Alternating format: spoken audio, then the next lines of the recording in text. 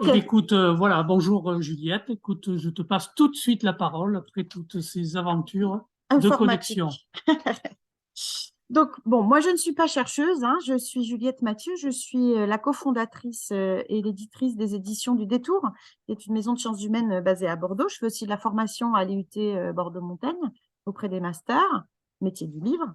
Et je voulais aujourd'hui vous parler d'un sujet qui recoupe en fait cette problématique de la sortie du capitalisme avec un focus sur le livre que nous aimons tous, auquel nous sommes très attachés, la lecture aussi. Donc cet objet qui fait l'objet en France d'un attachement tout particulier, hein. En France, la politique d'exception culturelle depuis les années Mitterrand est basée vraiment sur le livre et la lecture comme angle d'attaque pour l'ensemble des dispositifs culturels en France.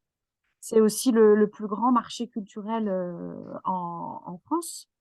Alors, je vais rappeler juste rapidement que le livre en France est protégé par un vaste système complexe de soutien, dont la pierre angulaire est la loi du 10 août 1981, autrement dit loi Lang.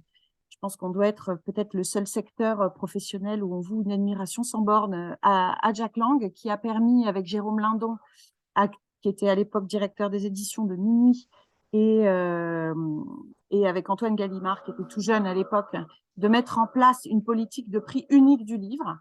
Ça a permis aux libraires de résister aux enseignes dont le premier ennemi était la Fnac, puis est venu Leclerc, puis est venu Amazon. Et donc aujourd'hui en France, quand vous achetez un livre, où que vous l'achetez au même prix, que vous l'achetiez aux hypermarchés au kilo, ou que vous l'achetiez dans la librairie du 16e arrondissement de Paris, en face de la meilleure boulangerie du monde. Voilà. Ça nous a permis, en fait, cette loi de protéger les libraires. Donc, on a un vaste réseau de libraires avec à peu près 4000 points de vente du livre qui ne vivent que de ça. Il y a en vérité à peu près 35 000 endroits qui vendent des livres en France, mais il y en a 5 000 4 500, 5 000 qui sont vraiment spécialisés là-dedans. Et c'est une situation que le monde entier nous envie, hein. Voilà. Et je rappelle à ce propos qu'à Bordeaux, nous avons de nombreuses librairies indépendantes et que nous avons aussi un mastodonte qui est la plus grosse librairie indépendante de France, qui est les éditions Mola, qui n'est pas particulièrement un fleuron de l'anticapitalisme, mais qui a pour mérite d'être une très grosse et excellente librairie, malgré tout encore indépendante. Voilà. Euh, pour continuer dans le vaste complexe de système de soutien au livre français, on a eu une mutation vers le livre numérique qui s'est faite, hein. Je vous souvenez peut-être du scandale dans lequel on s'était rendu compte que la ministre de la Culture, Madame Nyssen, avait bénéficié pour sa maison d'édition Actes Sud de gigantesques subventions pour numériser son catalogue. À sa décharge, je rappellerai qu'elle n'est pas la seule, hein. Le groupe Hachette a également bénéficié d'énormes subventions, ainsi que le groupe Gallimard ou que le groupe Editis. La subvention va aux grands groupes comme aux petits éditeurs à ce sujet. Donc cette mutation s'est faite à grands coups d'argent public, mais elle s'est faite et c'est malgré tout une bonne chose qu'on puisse lire des livres en numérique partout dans la francophonie. Voilà, je vous rappelle aussi très rapidement, mais vous connaissez la très ambitieuse politique de lecture publique. On a en France des budgets jugés faramineux par nos voisins pour les interventions d'auteurs ou les actions en bibliothèque, établissements scolaires, prisons, centres sociaux. On a également un système de taxes très sophistiqué sur la vente des ordinateurs portables, des téléphones portables, liseuses, photocopieurs au prix du livre, qui elle aussi rapporte beaucoup aux éditeurs qui vendent le plus, c'est-à-dire aux grands groupes, hein. Il faut voir qu'il y a vraiment beaucoup de subventionnement qui est finalement orienté vers les grands groupes d'édition.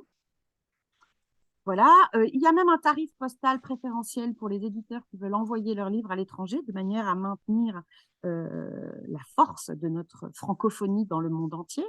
Donc notre sous-système post-colonialiste va jusqu'au tarif postal du livre pour le plus grand bienfait de la traduction des livres. Mais c'est une exception qui aujourd'hui est très contestée et qui est également en danger. Il y a également des aides aux auteurs qui sont malgré tout très importantes, même si elles sont très insuffisantes, des résidences, etc. Et dernier détail, nous avons encore une presse littéraire. Elle n'est pas fabuleuse, elle est l'ombre de ce qu'elle était. mais elle existe toujours. Donc, on part quand même rappelons-le, d'une situation extrêmement privilégiée dans le monde. Bon, depuis moi pratiquement que je suis née, c'est la crise dans le livre, nonobstant, notamment dans les années 2000. Alors la crise, il faut bien comprendre ça au sens capitaliste du terme, c'est-à-dire que le marché du livre n'a pas grossi. Il a changé, mais il n'a pas grossi, il évolue comme la population française, c'est-à-dire que les gens ne dépensent pas plus d'argent dans les livres qu'avant, ce qui est une catastrophe d'un point de vue capitaliste, ce qui pourrait être vu comme une bonne nouvelle, par exemple si nous étions en Grèce, hein, où le marché du livre s'est effondré, par exemple, mais qui, en France, et en tout cas pour nos amis, les grands groupes d'édition Hachette, Editis et Gallimard, est perçu comme une situation de crise. Voilà. Le livre en France, c'est tout de même 5 milliards d'euros si on compte les bibliothèques et les emplois, hein, donc c'est la première des industries culturelles. Voilà. Cette crise dont on nous parle depuis les années 2000, elle a quand même des aspects très concrets au-delà du chiffre d'affaires, qui sont que la librairie classique est en recul constant. Il y a d'abord eu la Fnac, puis il y a eu Leclerc, et aujourd'hui, nous sommes dans l'ère des géants de la vente en ligne internationaux, Amazon, Rakuten et Cdiscount qui gagnent chaque jour des parts de marché. Donc les libraires indépendants et même les libraires en groupe aujourd'hui doivent lutter pour exister. Et ça fait des années qu'ils gagnent de moins en moins d'argent. Donc là, il y a quand même un signe véritable de crise. Voilà. En matière de numérique, on est un des pays où le numérique a le moins démarré, ce qui est perçu aussi par certaines personnes comme un échec du point de vue de notre capacité à aller vers les nouvelles technologies.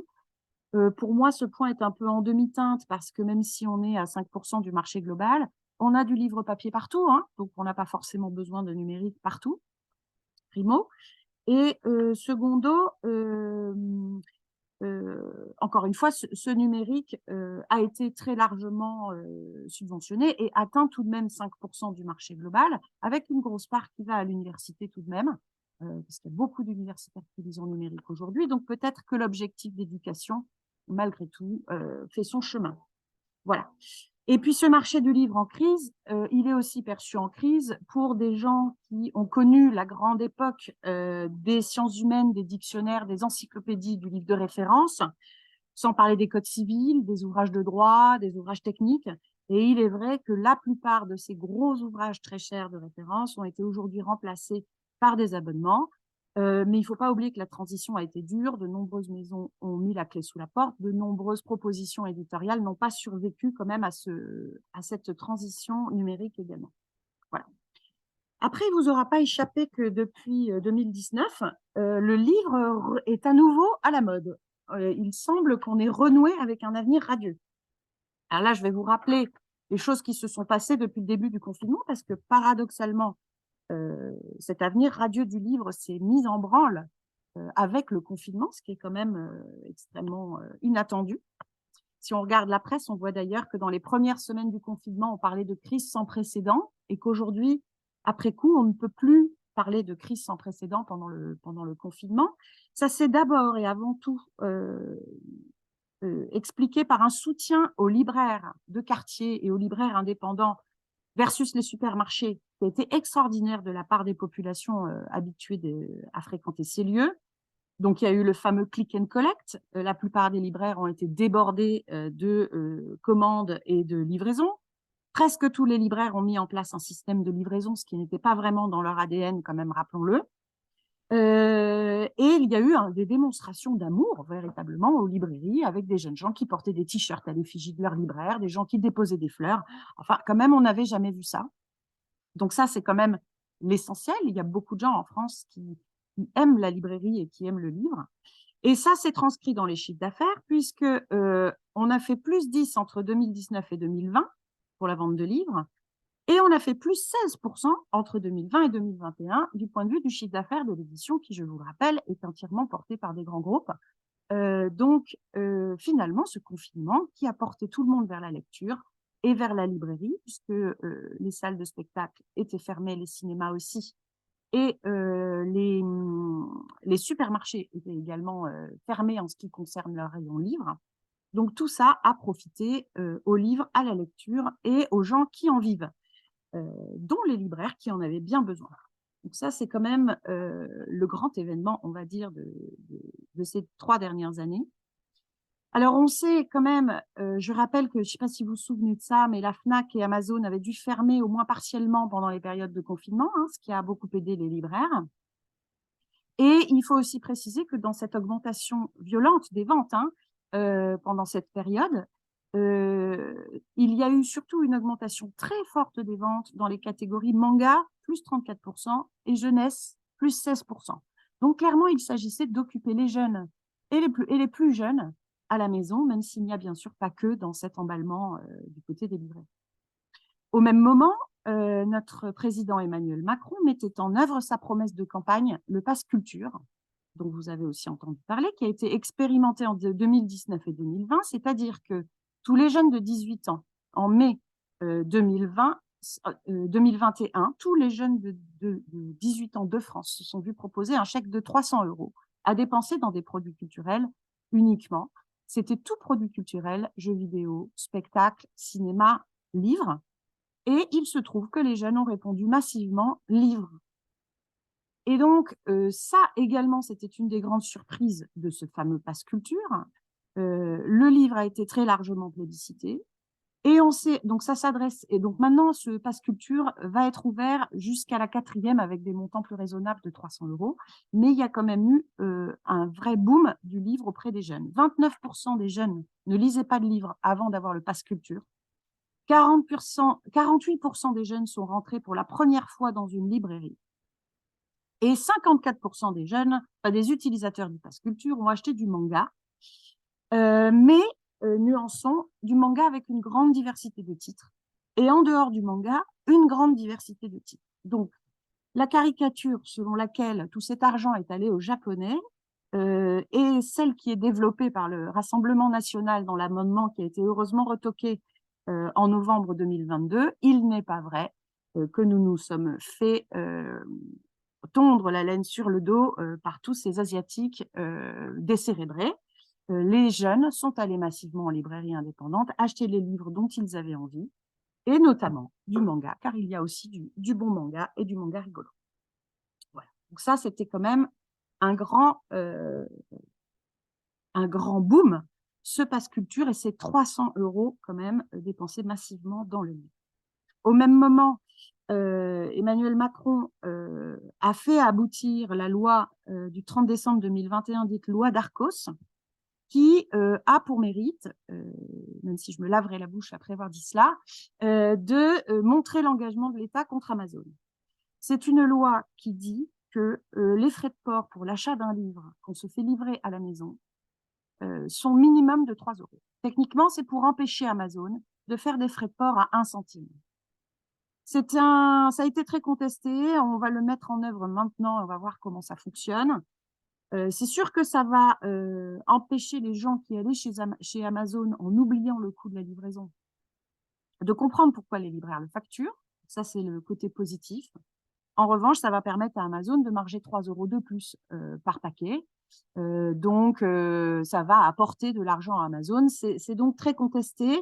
En revanche, il faut quand même reconnaître que c'est la première fois peut-être que le gouvernement, depuis longtemps, fait un geste réel contre Amazon, à qui d'habitude il déroule le tapis rouge. Donc, malgré tout, c'est un signe qui est interprété positivement, on va dire. Amazon, d'ailleurs, a marqué le pas en ce qui concerne le livre pendant le confinement. Alors, je précise vraiment uniquement en ce qui concerne le livre. Hein. Pour le reste, Amazon a fait une très bonne année, merci pour lui. Mais pour le livre, c'est lié au fait que les gens ont plébiscité leur librairie de quartier. Alors, en particulier parce qu'ils n'avaient pas la possibilité de marcher 1 kilomètre plus loin, mais ils auraient pu se contenter de commander par Internet. Ce n'est pas ce qui s'est produit. Et par ailleurs, Amazon a eu des problèmes en France en 2020. L'Humanité avait sorti une étude assez sévère sur le management et le traitement des ressources humaines au sein d'Amazon, à la demande du Comité social et économique central d'Amazon. Ce que l'étude expliquait très rapidement, c'est que 42% des employés d'Amazon sont issus de l'intérim, ce qui est un taux beaucoup trop élevé et qui montre qu'il y a une volonté de ne pas aller vers le CDI de la part d'Amazon France. Il y a aussi de la part d'Amazon France une fâcheuse habitude de signer des CDI avec une période d'essai, mais de les rompre avant l'échéance de la période d'essai, de manière à profiter des aides publiques de Pôle emploi, puisque c'est de la création de CDI à chaque fois. Voilà, les chiffres donnés par l'étude de l'humanité à laquelle je vous renvoie sont très intéressants. 962 contrats rompus à l'initiative de l'employeur. Alors, il y a quand même beaucoup de salariés chez Amazon, hein, puisqu'il y a presque 17 000 emplois à temps complet, dont 42% d'intérimaires. Donc, ces 962 contrats rompus à l'initiative de l'employeur ne sont pas si élevés, mais tout de même, c'est beaucoup plus que les autres. Voilà. Et il y a aussi un taux d'abandon de poste, 62% des licenciements suite à un abandon de poste, qui laisse quand même à réfléchir. Donc, pour Amazon, c'était une sale année.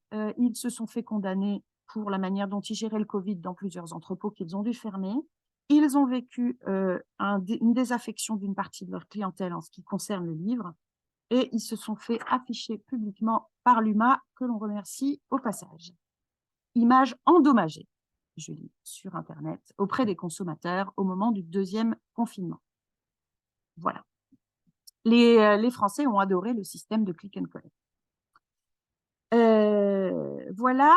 Autre point positif quand même de cette période de confinement, qui n'est pas lié au confinement du tout, c'est que l'État a de longue date essayé de mettre en place des solutions pour payer les auteurs quand ils font du travail qui n'est pas directement l'écriture, c'est-à-dire quand ils viennent faire des dédicaces, quand ils viennent en festival animer des rencontres, etc.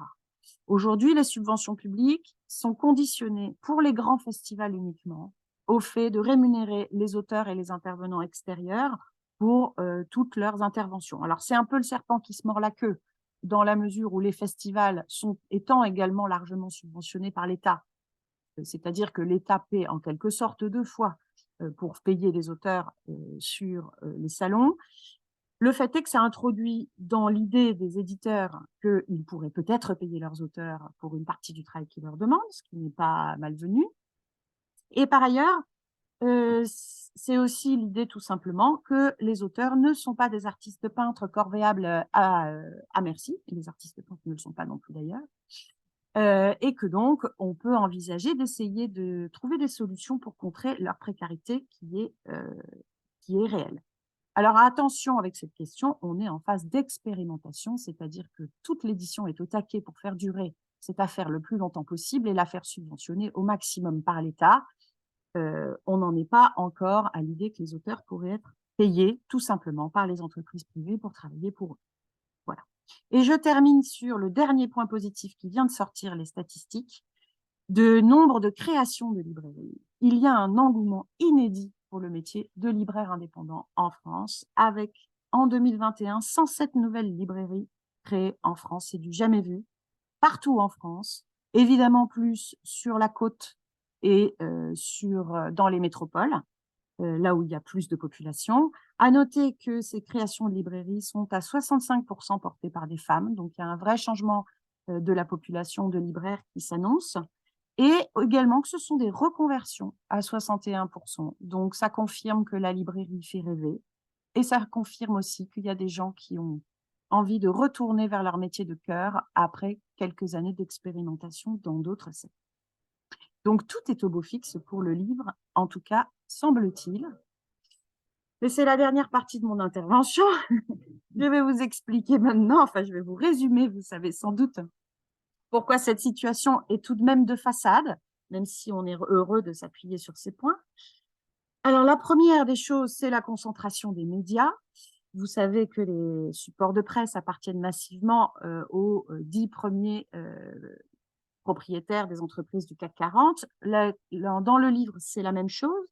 Les plus gros groupes sont donc Hachette, Lagardère, actuellement en possession de Bolloré, Editis, actuellement en possession de Bolloré, donc Madrigal, actuellement en possession de la famille Gallimard et très partiellement, mais Antoine Gallimard est très discret sur la question, du groupe LVMH, depuis très récemment. Média Participation, qui est le 4e groupe, lui a carrément un board qui est dirigé pour moitié par l'Opus Dei, on le rappelle assez peu. Et le suivant, c'est Lefebvre-Sarrut, que personne ne connaît, mais qui contient les éditions Dalloz et toute la publication technique, et qui est donc le 5e plus gros éditeur de France. Je rajoute, donc là, pour Hachette, je ne sais pas si vous savez, on parle de Grasset, Fayard, le livre de poche, les éditions Stock. Editis, c'est Nathan, le Robert, les presses de la Renaissance, le Cherche Midi. Le groupe Gallimard, c'est Gallimard. Flammarion, de Noël, j'ai lu, La Table Ronde, POL, Casterman, et j'en passe. Voilà, on parle comme... Et Média Participation, c'est tout le groupe La Martinière, c'est-à-dire le Seuil en entier. Le Point, Fleurus, le Lombard, Dargaud, Dupuis et la moitié du manga. Hein. Donc, on est vraiment sur de l'artillerie lourde. Tous ces éditeurs sont distribués par 4 distributeurs. Hachette, Interforum, la Sodis pour le groupe Gallimard et MDS pour Média Participation. C'est-à-dire qu'il y a 4 personnes en charge de facturer les libraires, d'encaisser l'argent des libraires, de négocier avec Amazon et de transporter tous les livres de tous ces éditeurs-là. Cela fait tout simplement 89% du chiffre d'affaires de l'édition qui est généré par les 10 premiers éditeurs du classement de Livre Hebdo. Et les 3 leaders, Hachette Livre, Editis et Média Participation, pèsent 62% en 2018. Donc la situation de concentration de l'édition est ancienne. Et c'est la même chose pour la distribution qui est le bras armé en fait de l'édition en France, puisqu'il faut bien transporter tous ces livres dans les librairies. Ce n'est pas une situation nouvelle. La nouveauté du moment, c'est que ces groupes appartenaient précédemment à des spécialistes du livre ou à des gens qui s'y intéressaient beaucoup. Ce n'est pas le cas des nouveaux entrants dans ces groupes. De plus en plus, ces groupes sont dirigés par des financiers purs et durs. Vous vous souvenez de notre ami Jean Mérinissier et de Vivendi, qui voulait à l'époque trouver des contenus pour remplir ses tubes, je cite. À l'époque, il était propriétaire du groupe Vivendi, qui est aujourd'hui le groupe Editis, racheté par Bolloré en 2016. Bolloré qui lui-même voulait remplir ses tubes avec des contenus. Ce qui est inquiétant aujourd'hui, c'est ce renouvellement de population. Finalement, aujourd'hui, dans les grands groupes, il n'y a plus qu'Antoine Gallimard, qui soit un vrai amoureux du livre. Alors, ça ne préjuge pas de tous les gestionnaires qui sont aujourd'hui à la tête des différents groupes, qui peuvent se prendre d'amour pour le livre, mais disons que ce n'est pas de là qu'ils viennent. Et le cas Bolloré est aussi un cas particulier parce que s'il n'est pas beaucoup pire que Messier à l'époque, ou que les actuels propriétaires du groupe, enfin les précédents propriétaires du groupe Editis, on peut quand même dire qu'il est lui-même d'extrême droite, ou en tout cas a favorisé très activement dans ses médias, et notamment CNews, le candidat Éric Zemmour et beaucoup d'autres de ses amis à sa suite. Donc là, c'est quand même une première dans le monde de l'édition française, d'avoir un acteur volontariste de l'extrême droite à la tête d'un énorme groupe. Et par ailleurs, il a donc racheté le groupe Hachette à la suite d'une OPA qui s'est terminée le 9 juin dernier. Actuellement, il est donc l'actionnaire majoritaire de Editis et de Hachette. Cette situation n'est pas possible dans le temps. Elle va se heurter à la loi européenne contre la concentration, parce que ça veut dire qu'il aurait tout simplement 80% du manuel scolaire français, 100% du livre de poche et plus de 70% de la littérature. Ça lui donnerait aussi 72% de la distribution. Ça veut dire qu'aucun libraire ne serait plus en capacité de négocier contre eux. Donc, les autres groupes sont montés au créneau pour demander à l'Europe de refuser cette fusion. Et la solution qui se dégage actuellement, c'est que Bolloré changerait de groupe, c'est-à-dire qu'il revendrait Editis à un autre acteur. Et il se garderait Hachette, qui est le plus gros et qui est le 6e groupe d'édition mondiale. Voilà. À noter que le milliardaire tchèque Daniel Kretinsky, magnat du pétrole, propriétaire du Monde, de Elle et de Marianne, a récemment fait savoir son intérêt pour racheter le groupe Editis, qui est donc en vente. On retrouve nos amis du CAC 40 et leur manie d'acheter des journaux et maintenant des maisons d'édition. Et je vous ai cité l'entrée discrète de Bernard Arnault au capital de Madrigal, 9,5%. Bernard Arnault est soi-disant là pour aider Madrigal à faire face au rachat de Flammarion, mais on sait que c'est un loup dans la berge. Voilà. Par ailleurs, il n'y a pas d'alerte actuellement sur la liberté d'expression. Beaucoup de personnes se sont posé cette question. Il y a un problème de liberté d'expression dans la presse. Ce n'est pas le cas dans l'édition. Il n'y a pas de cas connu de problématique de liberté d'expression dans l'édition. Le cas de Guillaume Meurice, qui a été beaucoup popularisé, est plutôt, semble-t-il, une erreur éditoriale de son éditeur, le Robert, qui a cru qu'il était capable d'être poil à gratter et qui finalement regrette amèrement d'avoir essayé de l'être. Mais il n'y a pas de signe que ce soit une intervention de Bolloré, qui d'ailleurs est en train de vendre Editis et qui, à mon avis, n'en a rien à faire de Guillaume Meurice. En revanche, il y a évidemment une autocensure. Si on regarde l'ensemble des livres contre Bolloré ou expliquant le système Bolloré sont actuellement publiés par ses concurrents de Média Participation ou de Gallimard ou de maisons d'édition indépendantes. Il n'y en a pas dans le groupe Editis. Et il est certain que les éditeurs doivent un peu hésiter à faire remonter ce type de projet. Voilà. Les dernières menaces que je vais évoquer très rapidement, c'est les attaques à la bibliodiversité, en fait, que provoque cette concentration de l'édition. Le syndicat national de l'édition, qui est le principal interlocuteur des puissances publiques en matière de livres, est entièrement trusté par les 5 plus gros groupes. Ils viennent, par exemple, de relancer un nouveau festival du livre de Paris au Grand Palais éphémère qui a pour particularité d'être trop cher pour les indépendants et trop cher pour les éditeurs régionaux. L'ensemble des régions de France, à part l'Île-de-France, ont refusé d'y participer l'année dernière, donc la situation est tout de même assez grave. C'est-à-dire que nous avons aujourd'hui un syndicat national de l'édition et une interprofession qui ne se soucie plus des petits. La génération précédente de décideurs, même s'ils étaient tout aussi gros, s'en souciaient, faisaient attention à ce que des outils communs soient mis en place et qu'ils puissent bénéficier même aux tout petits éditeurs. La nouvelle génération envoie des signaux très inquiétants à cet égard. Ça peut aller très loin parce que c'est par exemple, les bases de données de référencement des ouvrages pour que les libraires puissent les vendre sont aujourd'hui contrôlées par l'interprofession.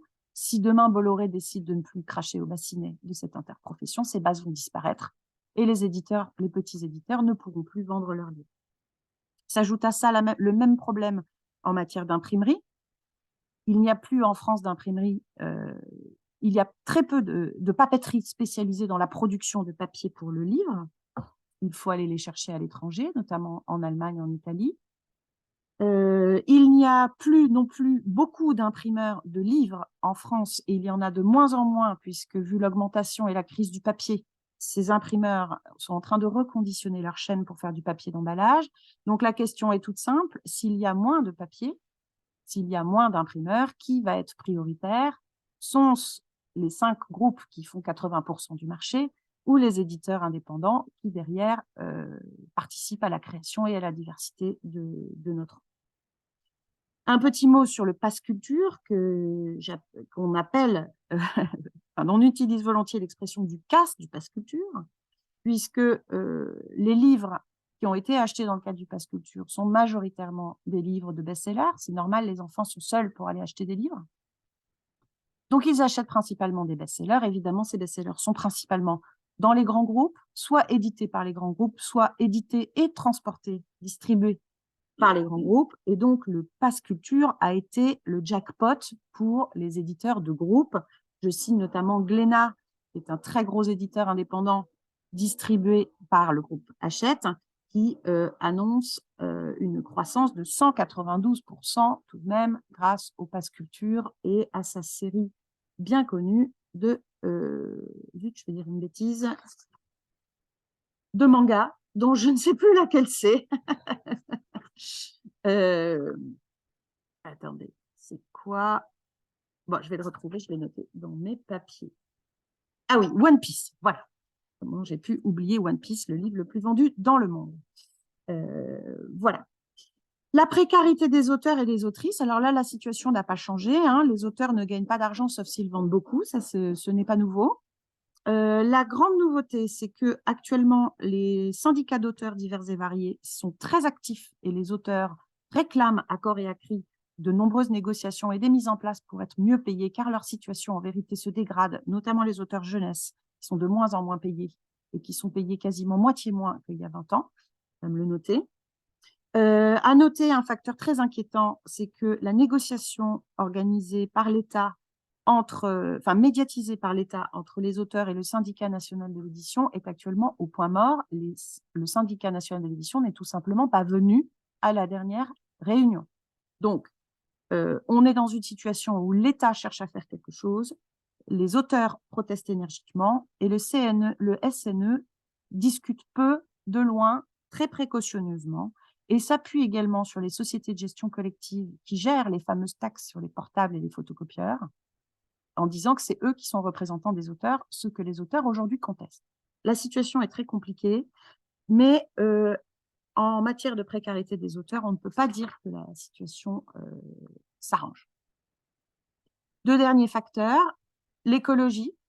Enfin, d'abord, l'occasion. Le marché de l'occasion ne cesse de grandir. On pourrait s'en réjouir en disant que les livres sont revendus au lieu d'être pilonnés.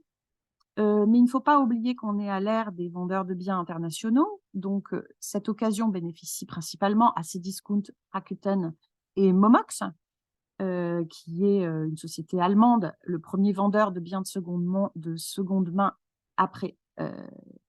donc, le premier vendeur de biens de seconde main dans le monde.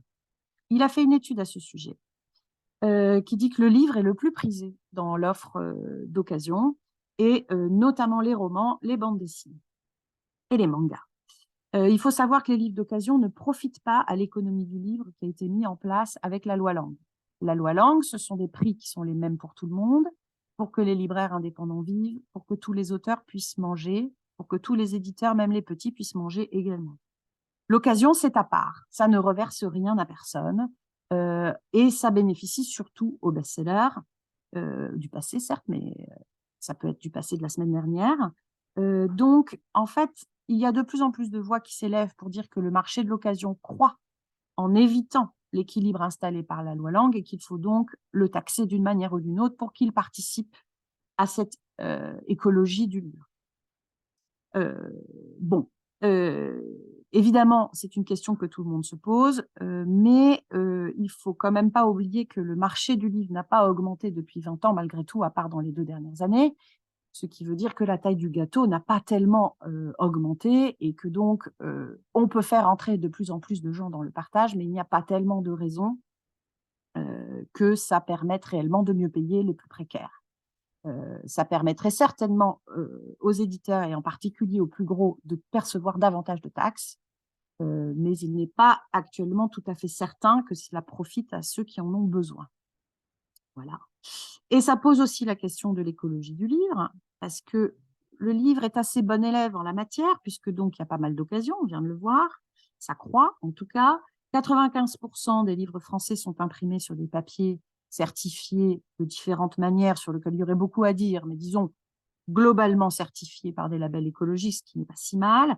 Les grands groupes sont très actifs en matière de réduction de la part du plastique dans les emballages, donc tout ça n'est pas si mal. Le problème que nous avons, c'est que le livre en France, pour vivre dans sa biodiversité, doit pouvoir être livré à l'unité. Le livre est au même prix partout parce que toutes les librairies de France sont obligées de vendre tous les livres, y compris si c'est par un. C'est une condition très importante de la loi Lang. Mais un livre commandé par un, c'est un paquet par un transport sur toute la France par un.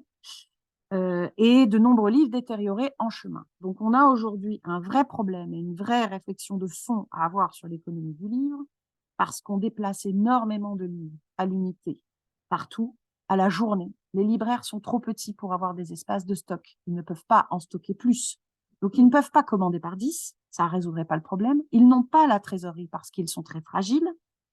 Amazon, évidemment, lui, commande juste ce dont il a besoin, rien de plus. Il n'y a pas de raison que ça change. Les livres sont beaucoup transportés, donc ils sont beaucoup abîmés, donc ils sont beaucoup pilonnés. On a des pilons aujourd'hui à 50% des retours, ce qui est quand même extrêmement élevé. Par ailleurs, la filière de... Alors, ils sont en théorie recyclés. Vous savez comme moi que la filière de recyclage du papier est extrêmement opaque. La plupart des livres sont en fait brûlés, hein. Pas brûlés directement, brûlés par toutes sortes d'interlocuteurs intermédiaires jusqu'à finir brûlés, plus l'énorme gâchis de papier d'emballage. Donc actuellement, notre livre et notre système qui favorise la biodiversité est totalement anti-écologique et il va falloir beaucoup réfléchir. Problème de fond, le papier lui-même vient d'arbres qui ne sont pas français. On ne peut pas couvrir la France d'eucalyptus. Ce n'est pas possible. Il faudrait couvrir toute la PACA pour une autonomie de la France en papier. Voilà. Peut-être que cette pénurie qui va mécaniquement faire monter les prix va faire baisser les retours et les commandes, mais rien ne dit que ça se fasse au profit des lecteurs les plus pauvres, et rien ne dit non plus que ça se fasse au profit de meilleurs livres, parce que la biodiversité, ça peut aussi être la vente de beaucoup plus de livres de merde en petite quantité. Donc, tout n'est pas bon dans la biodiversité. Donc, se pose la question de vendre moins de livres et des meilleurs livres, mais lesquels? Voilà. Et sans doute plus cher. En tout cas, à court terme, certainement plus cher. Voilà, j'ai fini mon tour d'horizon. Pour revenir à sortir du capitalisme, je dirais juste qu'il va falloir, mais tout le monde est au courant dans le milieu du livre, qu'on remette à plat toute notre façon de penser. Voilà, voilà. Merci. C'est fort intéressant. Bon, c'est une question, tu l'as évoquée, hein, à un moment donné. Est-ce que tout le monde entend bien tout le monde? Vous entendez Dominique? Normalement, oui. Bon, ok. Donc, non, je voulais juste te poser une question. Il y a une nouveauté depuis maintenant quelques temps. Alors, tu l'as évoqué sur l'aspect numérisation du livre, mais je vois de plus en plus de gens, en tout cas, de plus en plus, dans mon entourage, acquérir des liseuses, acquérir donc un livre dématérialisé. Et quelles questions ça pose? Je veux dire, ça pose quand même de nouvelles questions par rapport à la pérennité du livre. Et comment toi tu le ressens? Enfin, Mais, je pense pas que ça empêche de lire, au contraire, hein, non. ça développe le lectorat. Au moment de l'émergence des liseuses, tout le monde a pensé que le papier était condamné à court terme. Il se trouve qu'en France, en tout cas, on sait que ce n'est pas le cas. Le marché qui a le plus vendu d'e-books, c'est le marché américain, qui est arrivé jusqu'à 20% d'e-books. Il faut dire aussi qu'ils ont très peu de librairies. Hein. Il y a des États entiers où il n'y a quasiment pas de lieu de vente de livres, hein, donc ils n'ont pas tellement le choix, en fait, s'ils veulent livre. Mais le marché américain stagne à 30%, il a même baissé. Donc, il semble que la disparition du papier ne soit pas pour demain, en particulier dans un pays comme la France, où il y a beaucoup de librairies. En revanche, il va de soi que maintenant, notamment pour les publications scientifiques, il y a des plateformes comme Cairn qui, en fait, ont remplacé totalement le papier, c'est-à-dire qu'il y a de tonnes de livres de presse universitaire ou d'actes de colloque qui aujourd'hui ne sont plus consultés que sur ces plateformes. Et c'est très bien, finalement. Ça correspond très bien à ses besoins. Et pour la liseuse, il faut savoir, alors c'est des vieux chiffres que j'ai là-dessus, mais il y a 10 ans, les gens qui achetaient une liseuse, en général, ne lisaient pas plus d'un livre sur cette liseuse. C'est-à-dire, en fait, on vous l'offre avec le livre gratuit dedans, et c'est rare que vous alliez jusqu'au deuxième. Donc, il faut voir qui l'utilise réellement. Les liseuses sont aussi aujourd'hui de meilleure qualité, et il faut dire que ce sont un outil précieux pour les gens dont la vue baisse, parce que c'est très adaptable et très reposant pour l'œil, donc la liseuse ne va pas disparaître non plus. Après, ces liseuses appartiennent massivement à des grands groupes et sont elles-mêmes très polluantes dans leur production. Hein. Donc là, on retourne aux problèmes classiques de l'ordinateur. Mais actuellement, rien n'indique que ces liseuses vont massivement remplacer le papier. Pas du tout. Pas du tout. Alors, moi, je m'interroge depuis longtemps, plus ou moins spontanément, mais là, de façon encore plus forte, sur cette, à mon avis, énorme contradiction apparente dans le domaine du livre entre, d'une part, une hyperconcentration des maisons d'édition et d'autre part, un nombre de petits éditeurs assez considérable et apparemment, là aussi, j'en sais rien, mais apparemment en progression, et des petits éditeurs qui, très souvent, apportent énormément dans des domaines spécifiques, soit par l'esthétique de leur production, soit par la production dans des domaines complètement oubliés par la grande édition. Et par exemple, il me semble savoir que en Nouvelle-Aquitaine, qui est bien sûr une énorme région, mais enfin quand même, il y a plus de 400 petits éditeurs. Alors, d'abord, les gros éditeurs, les très gros, publient beaucoup de bons livres. C'est même eux qui en publient le plus, d'une certaine manière, dans la mesure où on finit sa carrière de prix Nobel chez Gallimard. C'est comme ça que ça se passe. Donc, c'est une des difficultés dans la critique, c'est-à-dire qu'il y a il y a d'excellents auteurs dans les grands groupes, et les grands groupes, malgré tout, aident aussi à les faire connaître avec leurs moyens. Donc, on n'est pas à jeter, on ne peut pas jeter le bébé avec l'eau du bain. En revanche, ce qui est sûr, c'est que les grands groupes sont très suiveurs, c'est-à-dire qu'ils sont pétris d'études de marché divers et variés sur les grandes tendances. Ils ont toujours copié un peu les phénomènes de mode, notamment américains. Donc, il y a une certaine similarité dans l'offre des différents grands groupes. Donc, il y a un danger qui les guette d'avoir pas assez de diversité, une homogénéisation de la production, d'autant plus qu'ils s'adressent à des auteurs confirmés en général. Et quand ils ont besoin de nouveautés ou d'air frais, ce qu'ils font, c'est qu'ils rachètent un indé. Et comme ça leur fait intégrer une petite collection bien dynamique. En ce moment, c'est le cas presque tous les jours. Des maisons d'édition sont rachetées, où on peut parler, alors ce n'est pas tout à fait un jeune indé dans le panorama, mais Gallimard vient de racheter les éditions de Minuit, ou les éditions POL, le Seuil possède les éditions de l'Olivier, etc. On ne le sait pas toujours, mais ces petites maisons ne sont pas indépendantes, pas du tout. Voilà. Donc ça, les gros éditeurs, ils font des valeurs sûres, et quand ils voient que leurs valeurs sûres tournent trop en rond, ils rachètent un petit nouveau qui monte. Donc là, je pense que le système ne va pas changer. En Nouvelle-Aquitaine, il y a 250 structures éditoriales qui viennent d'être recensées là par Alca dans la toute dernière étude. Ce sont des structures qui ont une activité d'éditeur à compte d'éditeur, c'est-à-dire qu'on ne parle pas des gens qui font imprimer leur mémoire à compte d'auteur.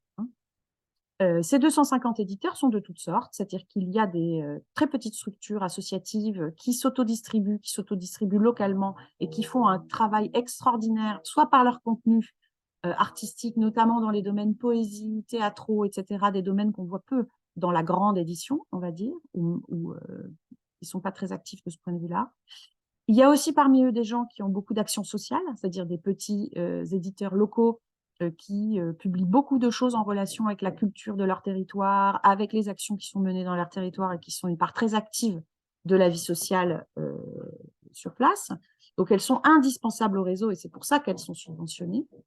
Et il faut le dire aussi, il y a beaucoup d'éditeurs débutants ou amateurs qui publient des choses soit pas recommandables du tout, soit complètement ratées, soit vraiment très mauvaises.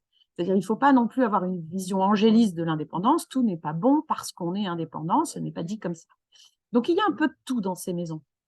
Et c'est ça qui est très compliqué, en fait, pour juger comment est-ce qu'on défend la petite édition. En revanche, ce qui est sûr, c'est que la création et l'innovation et les genres non commerciaux, c'est-à-dire les genres que les grands groupes ont totalement abandonnés parce qu'ils ne marchent pas selon eux, ne sont pris en compte que par ces indépendants.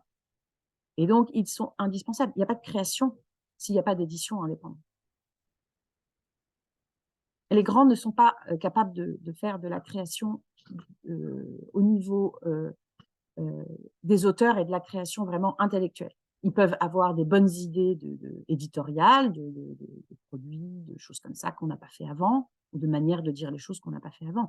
Mais ils ne peuvent pas découvrir des talents de demain. Ils ne sont pas équipés pour ça. Ça ne les intéresse pas. Donc, il faut soutenir la petite édition. Mais si vous êtes déjà allé dans n'importe quel marché de petite ville, vous verrez qu'il y a aussi beaucoup de choses très, très mauvaises dans la petite édition. Et ça rend les choses très, très difficiles parce que l'État qui soutient ces structures n'est pas censé juger de leur contenu. Il est censé juger de leur professionnalisme. Donc, c'est pas évident, en fait, à mettre sur le papier. Et les gros éditeurs sont extrêmement condescendants vis-à-vis de cette édition. ils peuvent même ignorer totalement qu'elle existe. Hein. Pendant le confinement, le Centre national du livre, avec la ministre de la Culture, qui était Roselyne Bachelot à l'époque, a mis en place des aides à l'édition. Et le plancher de chiffre d'affaires pour avoir bénéficié de ces aides, c'était d'être un éditeur professionnel, ce qui, selon le Centre national du livre, était 500 000 € de chiffre d'affaires. Or, en Nouvelle-Aquitaine, il y a 8 éditeurs sur les 250 qui dépassent ce chiffre. Donc, et c'est la même chose dans les autres régions, c'est même pire. En Nouvelle-Aquitaine, on a plutôt des gros éditeurs. Donc, enfin, des gros petits éditeurs, je m'entends. Et donc, ça a été une bronca totale, parce qu'on a dit, bah, écoutez, dans ce cas-là, il n'y aura pas d'éditeur de province à part Actes Sud, et il n'y aura personne qui peut bénéficier de ces aides au Covid. Et toutes ces petites maisons d'édition, elles font du travail et elles font de l'action sociale et culturelle partout en région. Il n'y a pas de raison qu'elles ne soient pas aidées.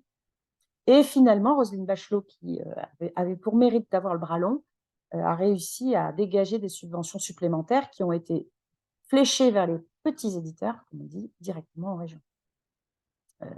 Voilà, avec une région qui a remis la main au bassinet. C'est vrai qu'on a une gauche peut-être un peu caviar en Nouvelle-Aquitaine, mais pour la culture, ce n'est pas un défaut forcément.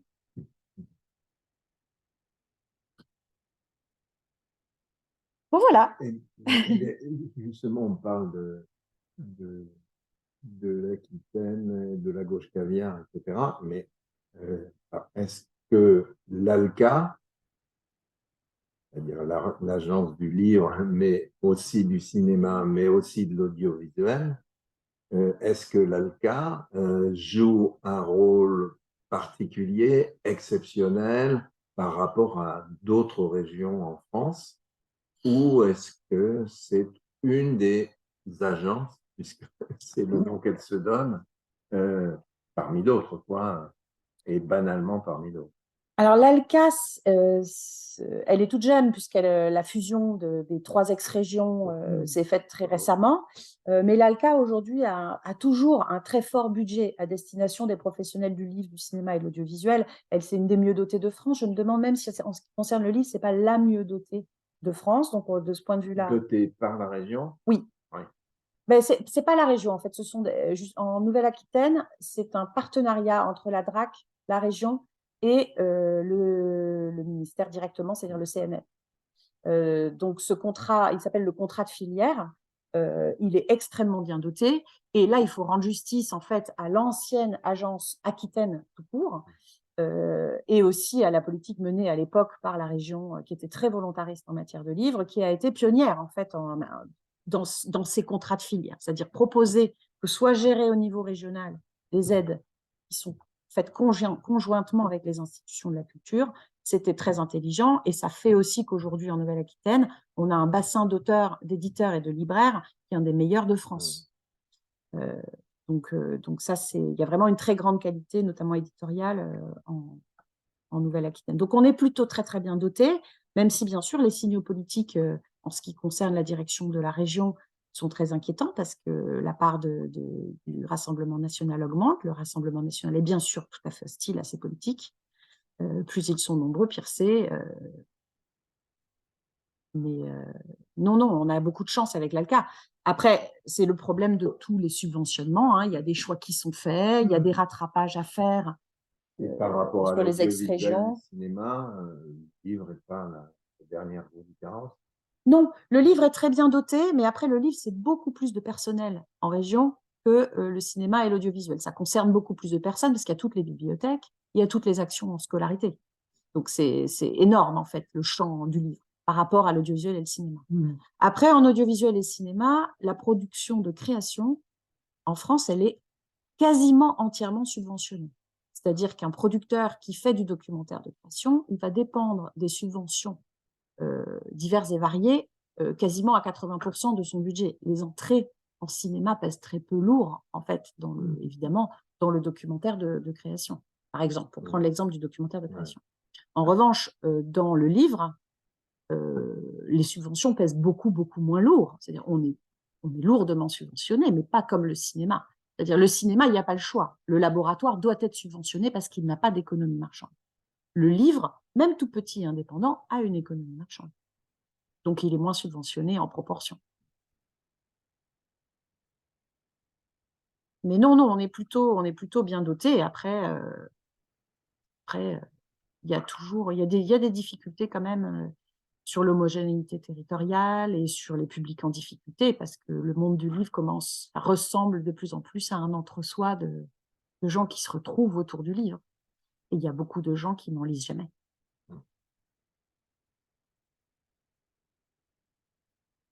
Bon, c'est l'heure, hein, je dirais. Très bien. Écoute, merci beaucoup, Juliette. Ben, de rien.